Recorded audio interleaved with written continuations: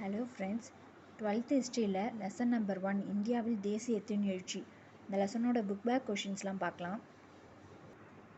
காந்தியடிகள் தென்னாப்பிரிக்காவிலிருந்து எந்த ஆண்டு இந்தியா திரும்பினார்? 1915. இந்தியாவில் ஆங்கில கல்வி எந்த ஆண்டு அறிமுகப்படுத்தப்பட்டது? 1835. மாறுபட்ட ஒன்றை தேர்வு செய்க. அரவிந்த் கோஷ். சுயராஜ்யம் எனது பிறப்புரிமை, அதை அடைந்தே தீருவேன் என கூறியவர் பாலகங்காதர் திலகர். பின்வருவனவற்றுள் பொருத்தி சரியான விடையை தேர்வு செய்க. பாலகங்காதர் திலகர்.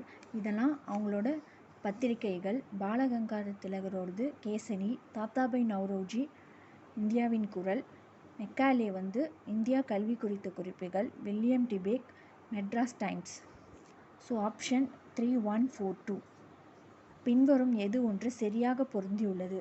சென்னை வாசிகள் சங்கம் 1852.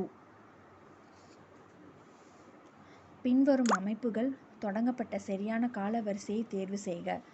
கிழக்கிந்திய கழகம் 1866, சென்னை மகாஜன சங்கம் 1884, சென்னை வாசிகள் சங்கம் 1852, இந்திய சங்கம் 1865. இதை நம்ம ஆர்டர்வைஸ் பண்ணோன்னா 3, 4, 1, 2. Next question. இந்திய தேசிய காங்கிரஸை நிறுவியவர் AOQ.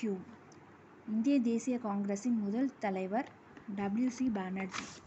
இந்தியாவின் முதுபெரும் மனிதர் தாத்தாபாய் நவ்ரோஜி.